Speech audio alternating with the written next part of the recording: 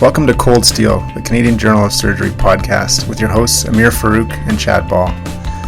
The goal of the CJS podcast is threefold. The first is to highlight the best research currently being completed by Canadian surgeons. The second is to offer educational topics for both surgeons and trainees alike. And most importantly, the third goal is to inspire discussion, thoughts, creativity, and career development in all Canadian surgeons. We hope you enjoy it.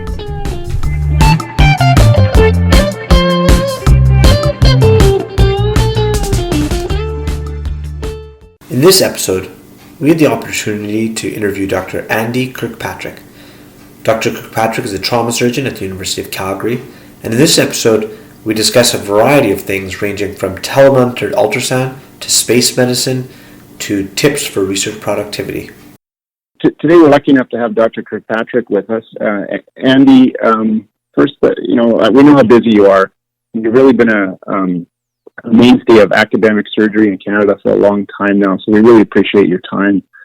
Over the years, you've co-authored a number of really interesting Canadian Journal of Surgery publications.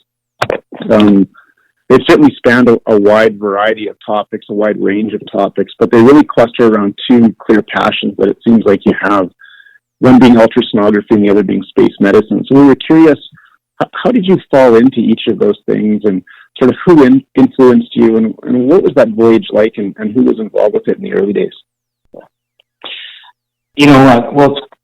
First of all, thank you to both of you for this invitation, and again, for your leadership, and it is an absolute pleasure to be here, and I'll try to do justice to those questions. I'll separate them out into ultrasound, and to me, it's always seemed natural that you would not go near a sick patient without an ultrasound. And that was kind of not only taught to me, but demonstrated to me by Bernie Belanger, Fred Brenneman, and Barry McClellan at Sunnybrook. And even when I was a resident, I may not have realized at the time what national leaders they were. I do recognize in retrospect, but that was their message. Like, you use an ultrasound to see a sick patient. And I was lucky enough to be mentored by them. And I think a message that will come through this whole talk is just how important mentorship is, and how hopefully you can try and give back. And I'm very proud of some of the people I've mentored, and I'll humbly include you in that list. But Bernie and Fred and Barry just brought ultrasound in, and we did research with it, and I kind of left from my fellowship expecting that every surgeon everywhere was using ultrasound, and I very quickly learned that wasn't how it was working. But I took that with me to Vancouver, and I wound up in my first year in front of the Diagnostic Accreditation Committee of the College of British Columbia. And I sort of just explained what we were doing with ultrasound, why we were doing it, and I think I was one of the first people or non-radiologists in British Columbia that had permission to use ultrasound. And I think one of my passions has been trying to expand the use of ultrasound in point-of-care resuscitation beyond the FAST. I think the FAST is an incredibly powerful tool, but has been borne out using ultrasound for innumerable indications has just become accepted. And I think one of the things I lament maybe is that I think, based on the early work of Belanger and Brenneman, surgery had a chance to lead the adoption and the rolling out of point-of-care ultrasound for sick people across Canada.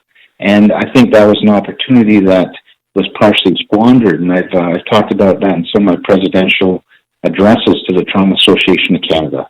But to be honest, I think ultrasound is still underutilized. We still have thousands of things to learn about how to use it, and but I'm excited by the next generation that has embraced this. And I think the other question was space medicine. I have always been interested in flying. I'm a private pilot. I was a flight surgeon in the military. And I think it was that military exposure that opened my eyes to space medicine. And there was a natural progression of challenges. And I think it all comes back to wanting to do a better job with saving lives, and with the real opportunity to save lives in trauma care is pre-hospital, or even before the patient arrives in hospital. And whether you call it space medicine or austere medicine or expedition medicine or far forward medicine, it's really just the challenges of trying to resuscitate catastrophic injuries in a setting without all the resources that you have in a hospital, without all the personnel you have in a hospital. But some of the leaders, I would have to think Mark Campbell, who's probably the surgeon in the world that's done the most parabolas of weightlessness in parabolic flight, and Doug Hamilton, one of our own colleagues here in Calgary, who were very influential in exposing me to space medicine and helping me very early on in my career. And and this might be even out of place, but I'm kind of think where to fit it in. Maybe it could be cut and pasted somewhere. But I was thankful enough to say it to his face. But I really would thank Dr. Bryce Taylor, who was the program director when I was a resident. And there's 3 things he did that were totally out of the box. And he allowed me to go to D-Day plus 50 as a regimental medical officer of the Queen's Own Rifles, and I was able to be on the beach with veterans when they were still healthy enough to tell stories that you couldn't imagine. They told me they'd never had a chance to tell their families. And he also let me do the first year of my ICU fellowship as a 4th-year surgical resident, which was incredibly efficient in saving years of my life. But the other thing that Dr. Taylor let me do was actually a month-long elective where I did the flight surgeons course as a reserve officer in the Canadian military, but also a surgical resident. So those are out-of-the-box things that had an incredible influence in my life. So I do have to thank Bryce Taylor for those decisions he made many years ago. I think one thing that stands out for me as being your trainee is, when you look at someone's research profile, you kind of look and think, where do my future interests lie, and can I make my practice like theirs, my career like theirs? And you look at your academic career and you think, whoa, those are very unusual, different, unique kind of academic interests. What's that been like for you in terms of your profile? Has that been lonely, or has that just kept you alive and passionate? I would say absolutely not. That this research and this challenge and these adventures in learning have brought me a network of thousands of friends and colleagues worldwide that are just as passionate. And when you interact with your colleagues around the world who are facing the same challenges, if it's sometimes those challenges are in a different language and from a different structure of their oversight committees or their legalities or even the country's health system, but really they're all the same challenges of trying to make things better and new. And so it hasn't been anything but lonely. If we switch gears a little bit, and I was to ask you a bit of an esoteric but fun question, when do you think we're going to be on Mars? And more than that, how would you see ideally space medicine on a trip like that? That's extended duration.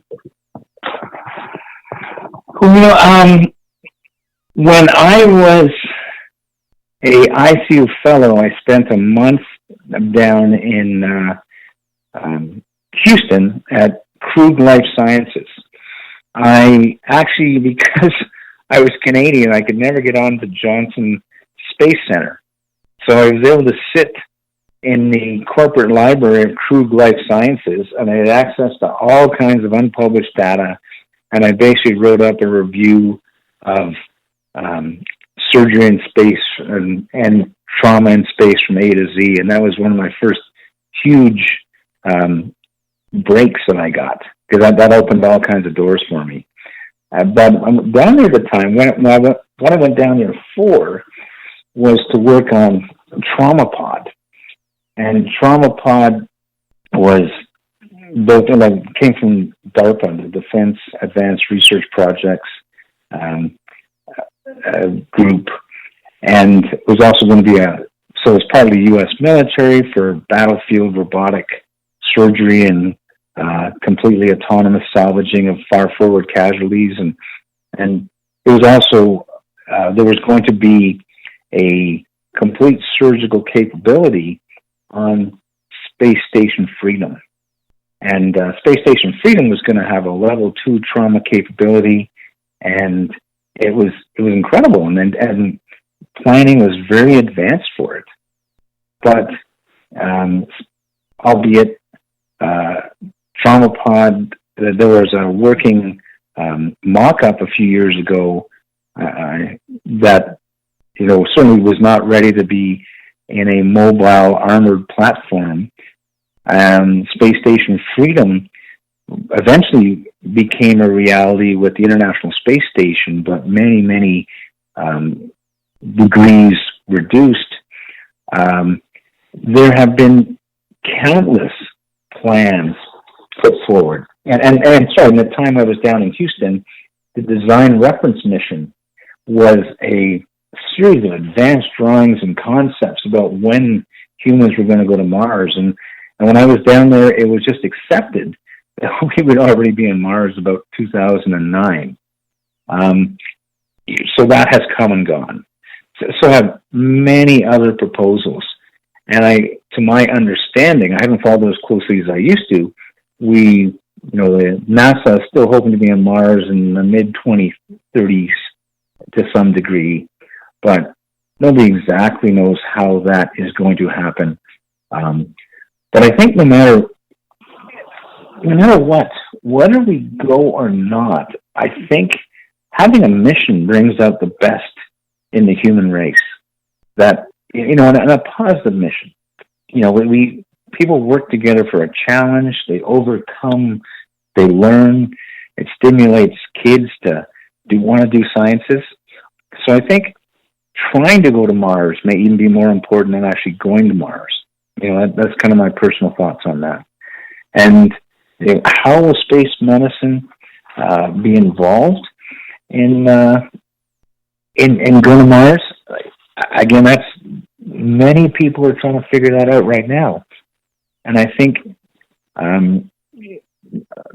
space medicine on a mission to Mars is going to be different. It has to be different from space medicine on the International Space Station right now in low Earth orbit. And the difference is going to have to be that space medicine on the way to Mars will have to be autonomous. And so the interim space medicine that supports the space station is an example of how space medicine can give back to the planet. And I was very lucky to be involved with Scott Dolchowski, Doug Hamilton, and Ashot Sargsyan, who really were the innovators of remote telementored ultrasound. Because on the International Space Station, there's a state-of-the-art ultrasound machine, but there's nobody that can actually use that ultrasound. That was trained to use that ultrasound. But they have shown that if you take an intelligent person who's willing to listen, they can be mentored by a remote expert to get incredibly accurate results if you work out the communications and just the human factors involved in that. And so one of our other projects for a long time has been how to spin back off remote telementored ultrasound back here on Earth. And I don't think we have, there's much more to do, but I think that remote telementored ultrasound has led into recognizing that just making a diagnosis doesn't save lives. It's remotely mentoring interventions. And our work in the last few years has been very much in trying to learn how to best mentor a point-of-care provider who's having to perform hugely out of scope to save a life somewhere far forward or steer remote or operational, whatever you want to call it. And we have been awed or just so impressed by what people can do if they are mentored properly. But the whole science of how to mentor, what to mentor, when to mentor is a largely untouched body of knowledge that I think needs to be studied, defined, and documented as almost as a standalone medical specialty. I would predict again, learning those technologies and techniques, and especially human factors, will again have way more benefit back on Earth than it will for actual the man mission or the people mission to Mars. This is a bit of a meandering sort of leverage question on that, Andy, but in knowing you and being around you for what's pretty close to 20 years now, or coming up on 20 years, and my experience at the Johnson Space Center, as well as you, and giving talks around the world, looking in places, for example, like Australia, where when there's a trauma resuscitation up in Darwin, that is real-time fed into Brisbane, where the trauma surgeon sits in a closed, quiet room and helps them facilitate and care for that patient real-time, whether it's ultrasound or just the resuscitation, non-ultrasound sort of work. There's some really amazing things going on in it. And when I've always listened to you talk about this element of telementoring and simulcast and all that terminology in the space medicine world, it does make me feel somewhat guilty that we haven't, at least from my point of view, we haven't leveraged it properly in Canada, in this country, that very much, huge portions, are outside of an hour's care, as we know from Morad Hamid's study. We just don't seem to have either that infrastructure or that will to try and deliver that care to remote Canadians. What do you think about that as a concept and as an issue, whether I've imagined it or not? No, I feel your guilt just, if not more intensely, because I've had a couple more years to think, why haven't we done more? Why haven't I done more? And sometimes I feel like the more we work with this, the less we're ready for prime time. And I think we haven't necessarily proven that it makes a difference. And I think that's, I'll park that theme about wanting to make a difference and wanting to do good research versus just publishing papers. Like, again, I'll thank Doug Hamilton.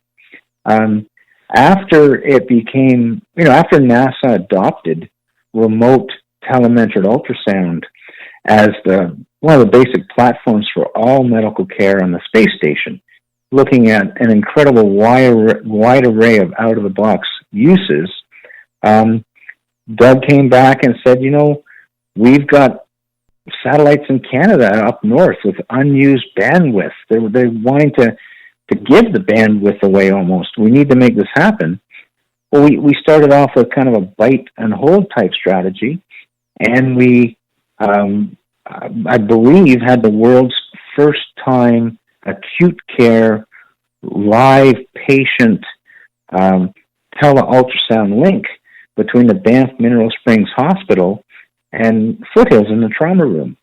And we, I believe, made the first remotely mentored diagnosis of a pneumothorax.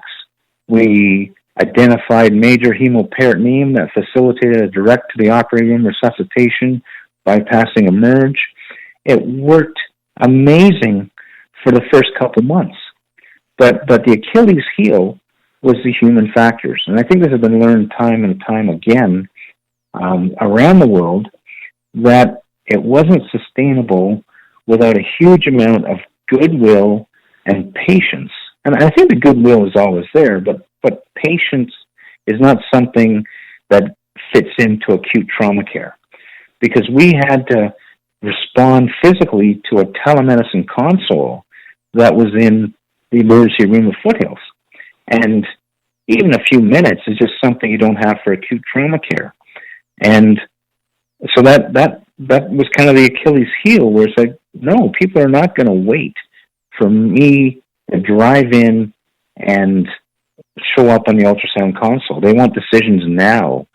And that led us to the whole pathway of, mentoring on handheld devices, wanting to be completely mobile, so that now the fact that we can connect, anybody can, with the computing power that you're probably holding. We're all talking on our phones, I think. The computing power there is just so much more than a room-sized computer 20 years ago. We really can connect and communicate with anybody. So then I thought, okay, this is the answer now. But then, scratching a little deeper, we realized that we don't really know how to mentor and what to mentor, because you might agree with me, some of the greatest tactical surgeons in the world are some of the worst mentors. They don't have that ability to speak the language of a non-surgical first responder or ski patroller or military medic. So all in all, this whole area, we need to figure out what we want to do, not just the fact that we have the technology to do it, but what we want to do, how we have to do it.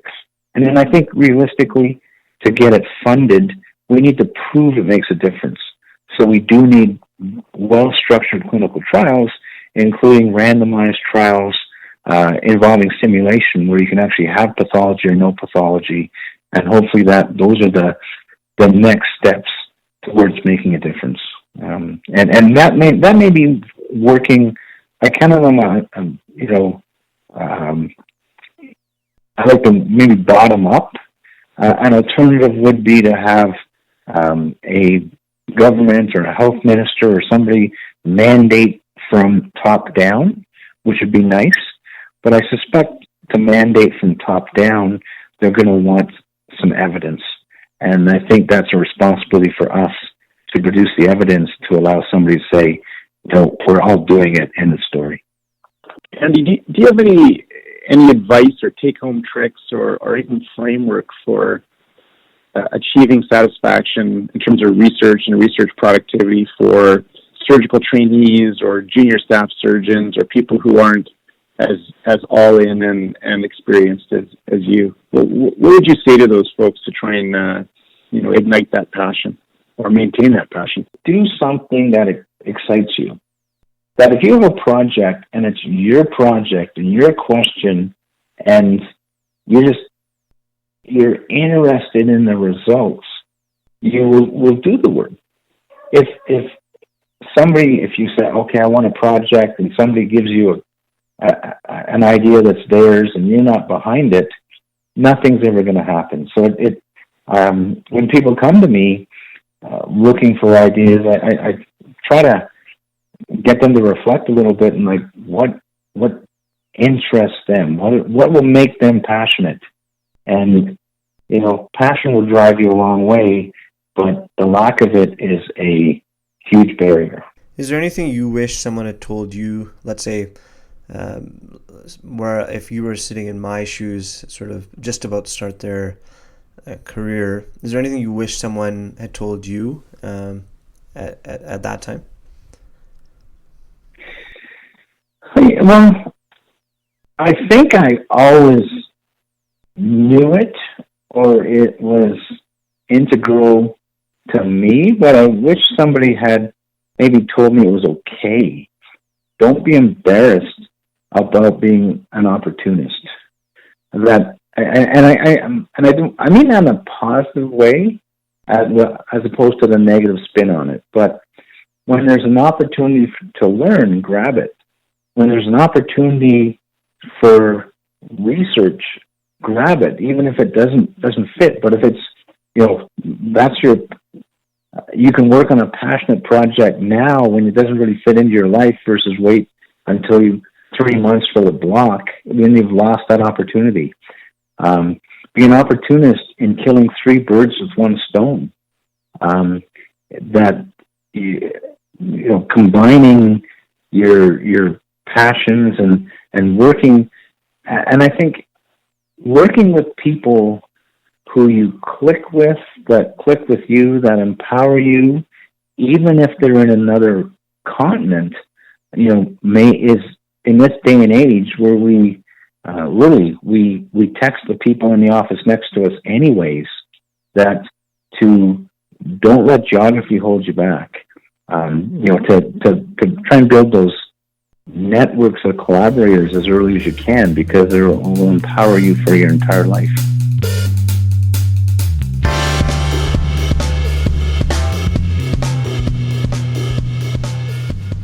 You've been listening to Cold Steel, the official podcast of the Canadian Journal of Surgery.